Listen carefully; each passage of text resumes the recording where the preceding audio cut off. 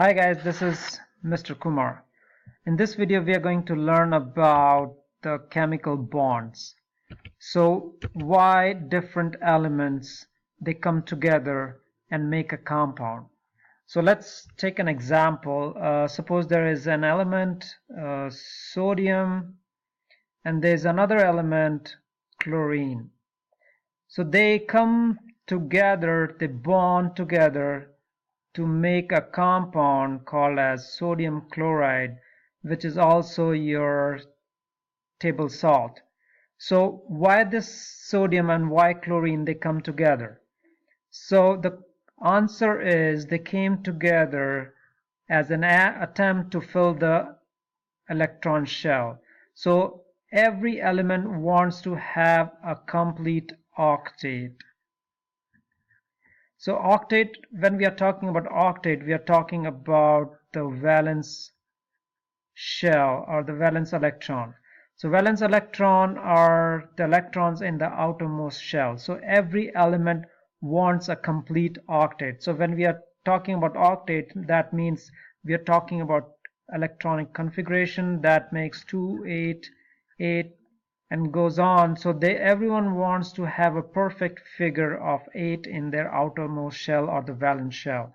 So that's why they come together to mutually have a complete octet. So there are different ways the elements bond together. One is the bond is ionic bond, another one is covalent bond, and another is the metallic bond. So but today we are going to talk about the ionic bond. So the ionic bond are found between two ions by the transfer of electrons. So if we are talking about ions, we are talking about two ions, that is a cation and an anion. So what are the charges on a cation? That is, cation has a positive charge, anion has a negative charge.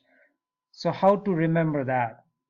So cat has a paw and it has a positive ion. So that's how you're going to remember. That's kind of lame, but that will help you in remembering this. So a cat has a paw, and paws is for a positive.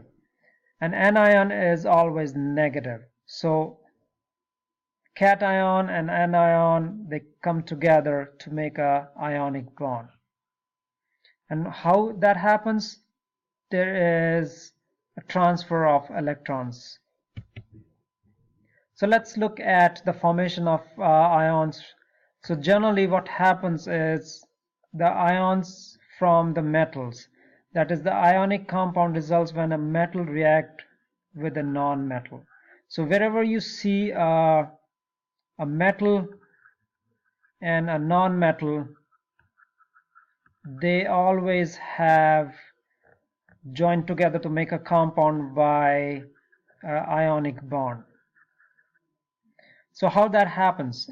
Metal loses an electron or electrons to match the number of the valence electrons in the nearest noble gas. So as you know, the noble gases or the elements in the noble gas family, they have all the full octet.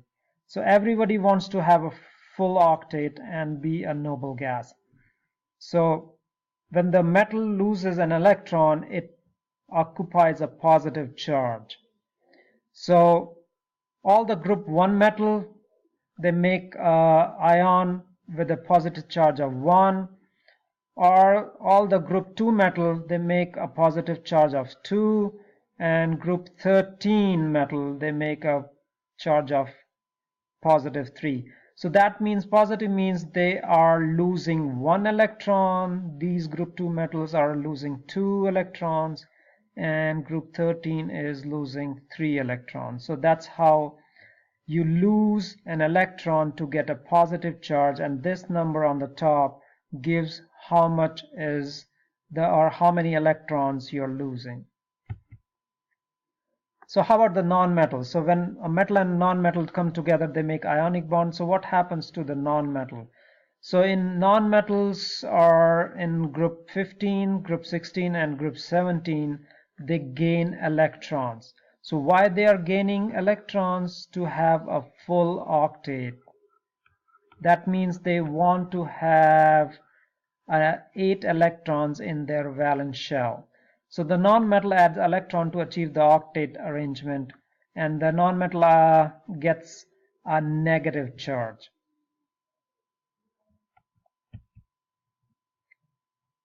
So let's look at this. So why anyone gets a positive or negative charge by losing or gaining like electron. So we have taken fluorine, and this is a Lewis structure. You have already seen that. So it belongs to the family halogens, and halogens in that the outermost shell, they have 7 electrons.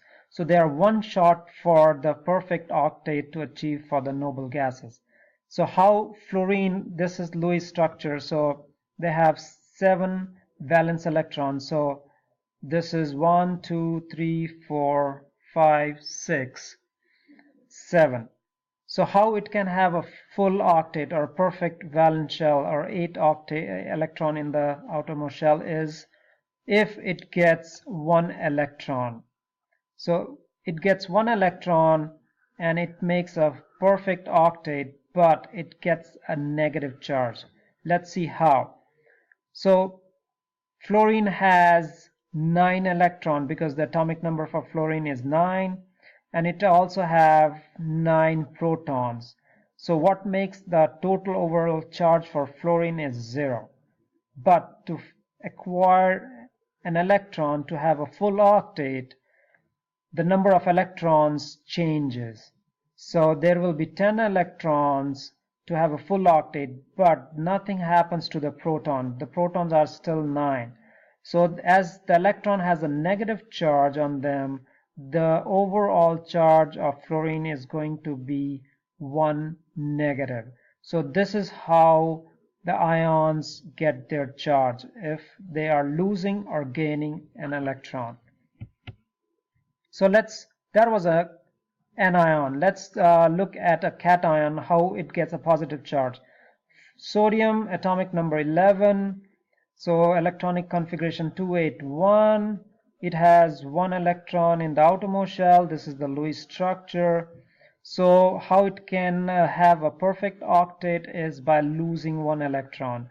So this loses 1 electron to make a positive cation.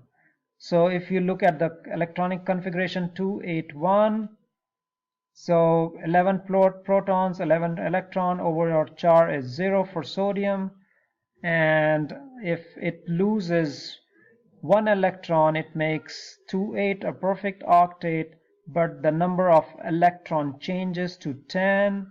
Since there are more proton which are having positive charge, the overall charge of the sodium is going to be positive. So that's how a cation or anion gets a charge. So ionic bonds are between atoms of metals and nonmetals. Bond formed by the transfer of electrons produce charged ions on all states. The examples are sodium chloride, calcium chloride, potassium oxide. So here, if you look at the pattern, you look at one is the metal, the another one is non-metal. So I'll just explain what happened was sodium was having 1 electron in the valence shell, and it needs to get rid of 1 electron to have a perfect octet, and chlorine was having 7 electrons in the valence shell. Chlorine needs 1 electron to have full octet. So they both have the one common thing, that it needs to get rid of 1 and it needs 1 more to have a full octet.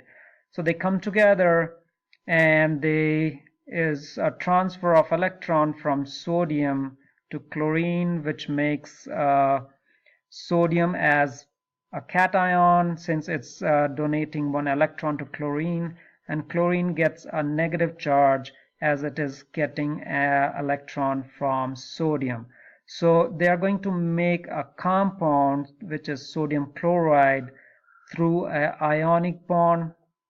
Since there is a transfer of electrons from one element to the other, they get a charge, they become ions, and that's how ionic bond is formed between two elements to make a compound.